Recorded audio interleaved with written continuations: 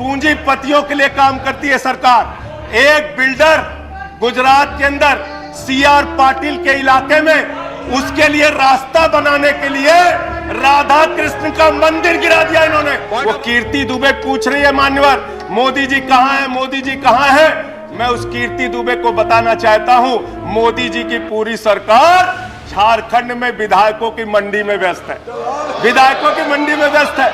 विधायक के खरीदने में लगे मान्यवर, विधायक खरीदने में लगे। ये पूंजीपतियों की सरकार चल रही है, पूंजीपतियों की गुलामी करने वाली सरकार चल रही है, जो इस देश के अंदर महंगाई बढ़ाने का काम करती है। आप जीरो लगाते लगाते थक जाएंगे मान्यवर, इतना पैसा इन्होंने पूंजीपतियों को माफ किया। और इस सरकार को एक सनक है, इस सरकार को एक सनक है, मोदी सरकार को एक सनक है। उसको ये सनक है, हमको अपने मित्र को अमीर बनाना है, हमको अपने मित्र को अमीर बनाना है, हमको अपने मित्र को दुनिया का सबसे बड़ा अमीर बनाना है। और मालूम है मान्यवर उसको कितना कर्जा दिया इस सरकार ने? 2.5 लाख करोड़ रुपए, 2.5 लाख करोड़ रुपए मान्यवर, 2.5 लाख करोड़ रुपए।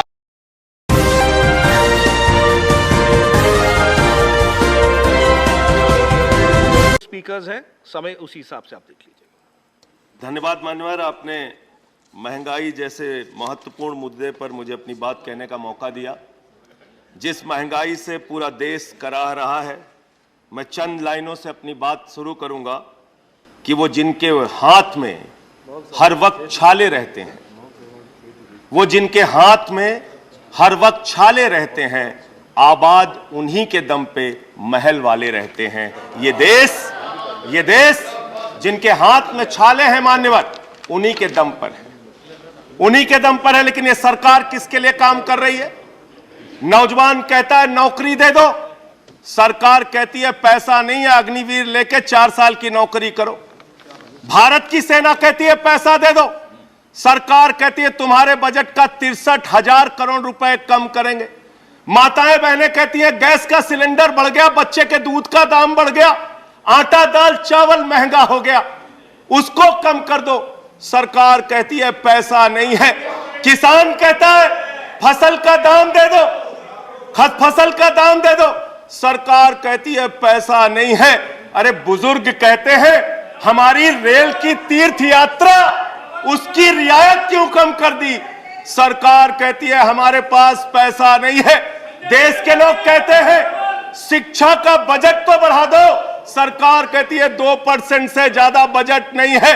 अरे स्वास्थ्य का बजट तो ठीक कर दो, मोदी जी सरकार कहती है पैसा नहीं है। मान्यवर ये पैसा गया कहां? किसके पास गया ये पैसा?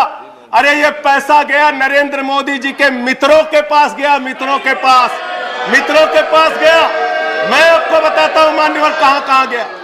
20,000 करोड़ रुपए लेके नीरव मोदी मेहुल चौकसी भाग गया, 10,000 करोड़ रुपए लेके विजय माल्या भाग गया, 3,000 करोड़ रुपए लेके ललित मोदी भाग गया, 6,000 करोड़ लेके नितिन संदेशरा भाग गया। और ये मेरी जानकारी नहीं है, ये मेरी जानकारी नहीं मान्यवर, इस सरकार ने बताया पूंजीपतियों का 11 लाख करोड़ रुपए माफ किया, 11 लाख करोड़ रुपए। आप जीरो लगाते लगाते थक जाएंगे मान्यवर, इतना पैसा इन्होंने पूंजीपतियों को माफ किया।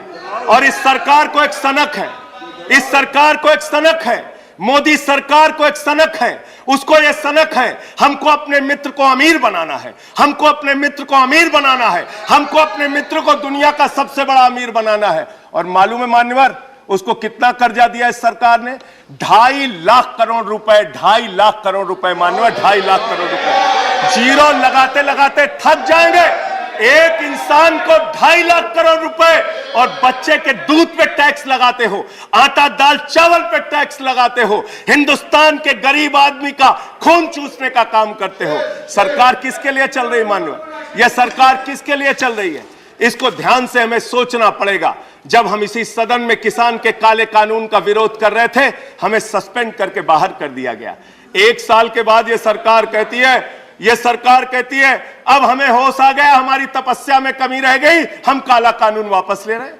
क्यों भाई? 1 साल पहले कानून वापस ले लेते तो 750 किसानों को शहीद नहीं होना पड़ता। आज एक छोटी सी बच्ची 6 साल की बच्ची ने प्रधानमंत्री को चिट्ठी लिखा है मान्यवर। उसने लिखा है, मम्मी से जब पेंसिल मांगती हूं तो मम्मी मुझे मारती है, मम्मी जब पेंसिल मांगती हूं तो मम्मी मुझे मारती है। वो कीर्ति दुबे पूछ रही है मान्यवर, मोदी जी कहां है, मोदी जी कहां है। मैं उस कीर्ति दुबे को बताना चाहता हूं, मोदी जी की पूरी सरकार झारखंड में विधायकों की मंडी में व्यस्त है, विधायकों की मंडी में व्यस्त है। विधायक के खरीदने में लगे मान्यवर, विधायक खरीदने में लगे। ये पूंजीपतियों की सरकार चल रही है, पूंजीपतियों की गुलामी करने वाली सरकार चल रही है, जो इस देश के अंदर महंगाई बढ़ाने का काम करती है। गरीब के लिए खाने के लिए पैसा नहीं, 800 दवाओं पर, कैंसर की दवा पे, किडनी की दवा पे, टीबी की दवा पे आपने दाम बढ़ा दिया। आपने अस्पताल के कमरे तक पे दाम बढ़ा दिया। आपकी सरकार डीएचएफएल के लिए काम करती है। 34,000 करोड़ रुपए बैंकों का घोटाला डीएचएफएल ने किया और 29 करोड़ रुपए भारतीय जनता पार्टी को चंदा दिया है मान्यवर। इनसे हिसाब मांगना चाहिए। क्यों नहीं जाती ईडी इनके पास, क्यों नहीं जाती सीबीआई इनके पास, इनसे सवाल पूछना चाहिए मान्यवर। मैं सिर्फ इतना कहना चाहता हूं, आप खाने के लिए आपके पास, सरकार के पास पैसा नहीं, उस पर तो टैक्स बढ़ा देते हो, लेकिन गुजरात के अंदर जहरीली शराब पिलाते हो लोगों को, जहरीली शराब। 75 लोग जहरीली शराब पी के गुजरात के अंदर मर गए मानो, 75 लोगों की जान चली गई। दिल्ली के मुख्यमंत्री केजरीवाल जाते हैं देखने, गुजरात का मुख्यमंत्री उन लोगों से मिलने नहीं जाता। देश के प्रधानमंत्री उन लोगों से मिलने नहीं जाते, दिल्ली के मुख्यमंत्री केजरीवाल उन लोगों से मिलने जाते हैं मान्यवर। मैं ये कहना चाहता हूं, मान्यवर, no point of, I am not yielding sir, I am not yielding sir, 1 minute sir, I am not yielding sir, I am not yielding, let me complete sir, sir बस खत्म कर रहा हूं, कंक्लूड कर रहे हैं, उसके बाद I'll take the point। ये सरकार पूंजीपतियों की सरकार है मान्यवर, ये बिल्डर्स के लिए काम करते हैं। मैं आपको बता रहा हूं, गुजरात में मान्यवर, गुजरात के अंदर, गुजरात में नवासारी एक जगह है, गुजरात में सीआर पाटिल के सांसद, नहीं sir I am not yielding, इसी चेयर से कहा गया जब बोलते रहो तो किसी को पॉइंट ऑफ ऑर्डर नहीं देंगे। No sir, no I am not yielding. अब बात खत्म कर रहा हूं, मेरा लास्ट पॉइंट सर, ये सरकार पूंजीपतियों के लिए काम करती है। सरकार एक बिल्डर गुजरात के अंदर सीआर पाटिल के इलाके में, उसके लिए रास्ता बनाने के लिए राधा कृष्ण का मंदिर गिरा दिया इन्होंने। Point of order, Radha Krishna का मंदिर गिरा दिया। Point of order 1100 please, 1 second, 1 second, under which rule, 1 second, 1100 second sir, ये इसी चेयर से कहा गया सर। 1 सेकंड सर, हमारा टाइम आप देंगे sir. 240 no sir, please chair से बोला गया। I am allowing the point of order, point of order sir, नहीं बोला गया। No sir, 1 second, point of order, point of order 240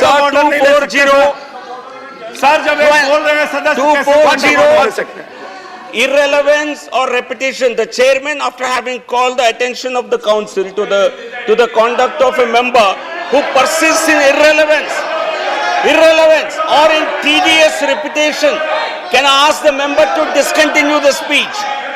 Sir, and most of what has been said here does not relate to the topic being discussed in the council, sir.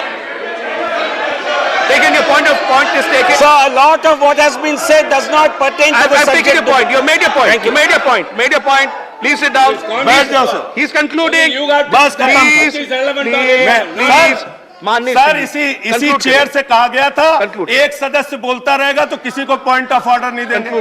Sir, खत्म कर रहा हूं sir, मैं ये कह रहा हूं, कल तक मैं ये कह रहा हूं, ये सरकार, कल तक ये दूसरा कानून था।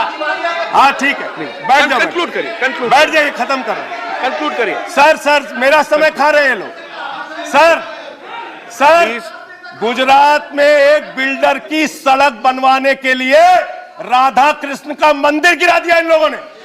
कंक्लूड करिए। ये बिल्डर्स की गुलामी कर रहे हैं। Please conclude. Thank you.